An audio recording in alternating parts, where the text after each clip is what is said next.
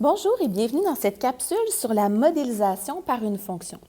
Qu'est-ce que c'est en fait la modélisation? Quand est-ce qu'on en a besoin? C'est que parfois, là, quand on va regarder une situation, parfois dans une table de valeurs, où on va voir un nuage avec des points, c'est-à-dire un graphique là, qui n'a pas nécessairement déjà une courbe ou une droite, bien, on va remarquer qu'il n'y a pas toujours une régularité parfaite. Donc, on va essayer d'aller comprendre là, c'est quoi le lien entre nos variables, essayer de trouver un modèle mathématique qu'on a appris qui nous permet de décrire la situation. Donc, nous, on a vu deux sortes de fonctions depuis le début de l'année. On a vu les fonctions affines, qui sont les droites, et on a vu aussi les fonctions rationnelles, qui sont les courbes inversement proportionnelles. Donc, on va aller observer vraiment ces deux modèles-là.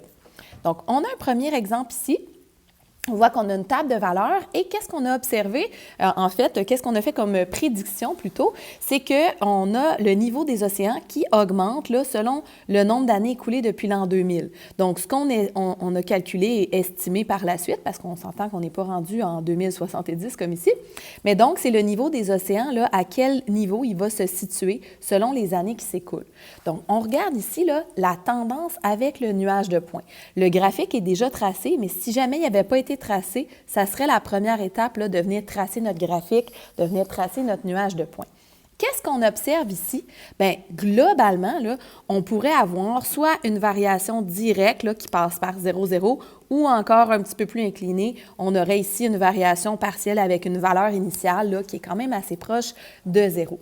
Donc, la tendance, c'est une fonction affine ici parce qu'on voit que les points sont globalement alignés sur une droite. OK? Donc, ensuite, quand on va avoir déterminé c'est quoi notre fonction, bien, on va essayer souvent, généralement, d'aller trouver la règle de cette fonction-là. Parce qu'après, je pourrais dire, bien, j'aimerais ça savoir dans 200 ans, parce que mon graphique ici, ça va jusqu'à 100, puis en fait, même mes valeurs, là, dans ma table de valeurs, j'avais jusqu'à 70 seulement années. Et donc, si je veux extrapoler, trouver d'autres valeurs, bien, je pourrais trouver la régularité qu'il y a là. Donc, comment est-ce qu'on va faire pour trouver cette droite-là? On va faire comme on est habitué de faire, c'est-à-dire on va toujours prendre deux points appartenant à cette droite et on va trouver l'équation de la droite. Donc, regardons ici, on va aller chercher deux points. On peut prendre les valeurs directes dans la table de valeurs. Donc, prenons ici 30, 78 et on va prendre 40, 112. J'ai pris ces deux-là un peu au hasard. Donc, je vais venir me les réécrire ici pour qu'on puisse faire notre démarche ensemble.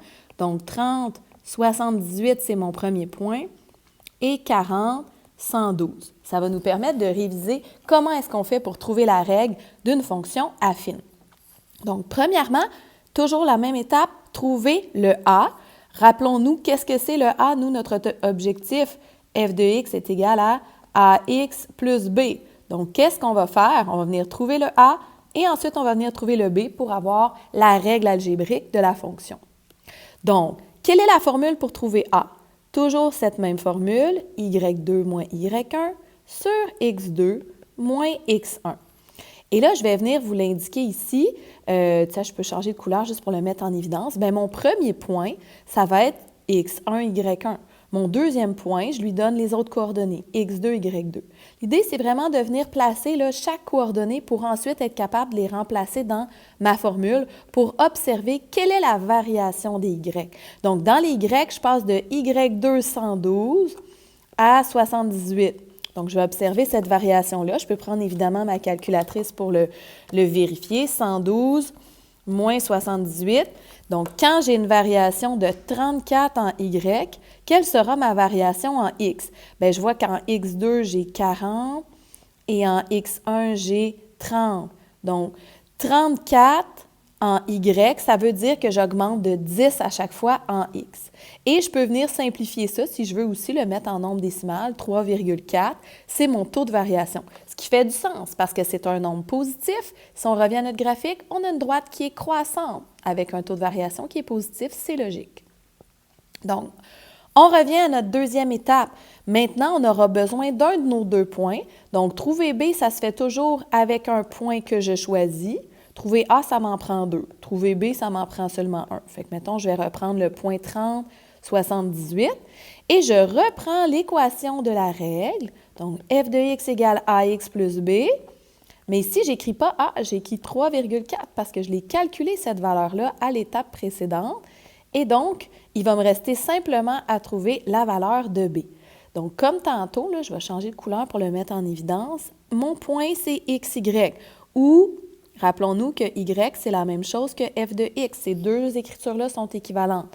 Donc, le 78 va venir prendre la place du f de X et le 30 va venir prendre la place du X pour résoudre l'équation. Donc, on y va. 78 va être égal à 3,4 fois 30 plus B.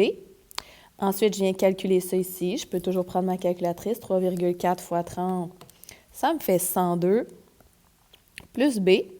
Et la dernière étape, on vient enlever le 102 de chaque côté pour isoler notre variable. Donc, B va être égal à 78 moins 102, ce qui me donne moins 24. Et donc, j'obtiens ma règle finale. F de x est égal à 3,4x moins 24.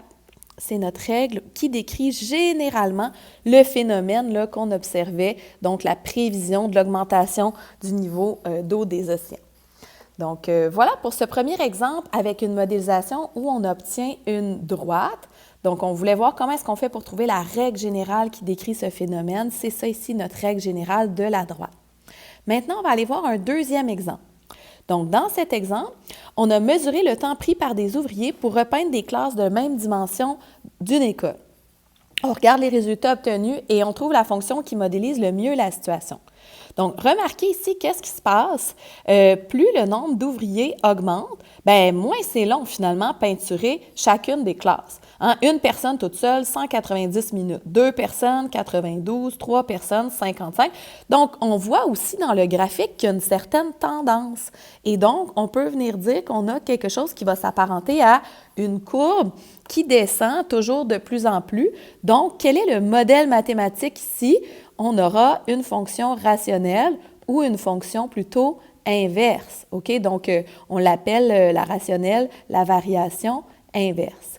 Donc, c'est vraiment l'observation du graphique, l'observation des nombres, puis aussi l'idée que le temps, finalement, le temps total pour repeindre la classe, il va être partagé à peu près également selon le nombre de personnes qui vont peinturer la classe.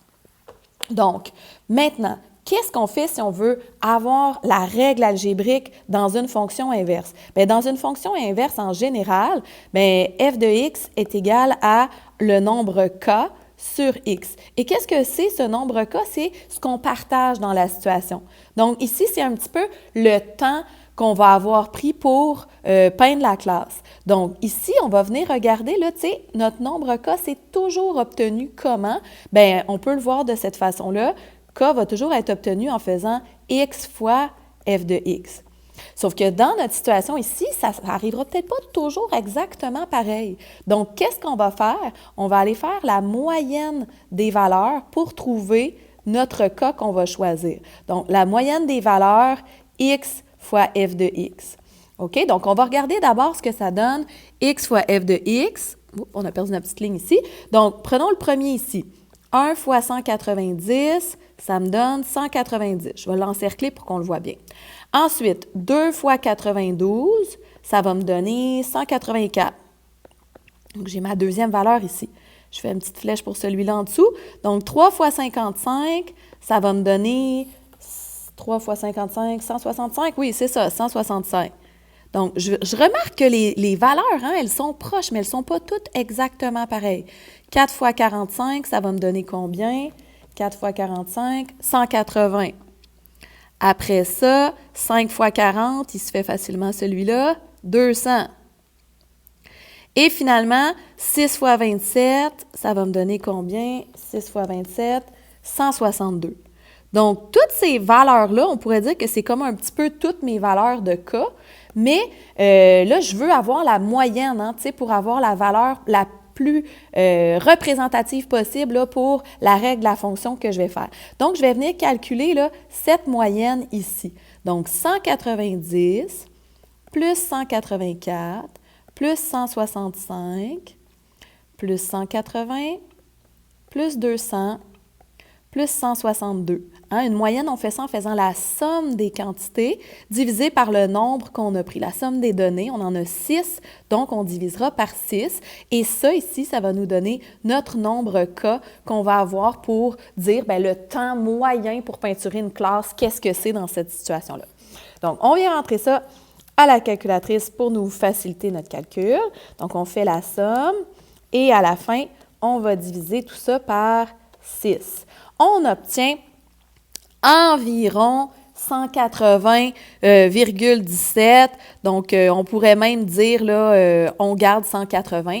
Donc, on garde 180 et notre règle dans cet exemple-ci, qui était notre objectif là, de représenter la situation par un modèle mathématique, ça va être 180 divisé par X. Donc, on a ce temps moyen qui est d'environ 180 minutes pour peinturer une classe et ce temps, c'est partagé selon le nombre d'ouvriers qui vont contribuer. Donc, on a vu que c'est un modèle qui est une fonction là, rationnelle ici, donc une variation inverse. Donc, on a une règle qui a une forme qui est différente et là, il faut calculer une moyenne des valeurs x fois f de x. Donc, voilà pour cette capsule. Merci pour votre écoute.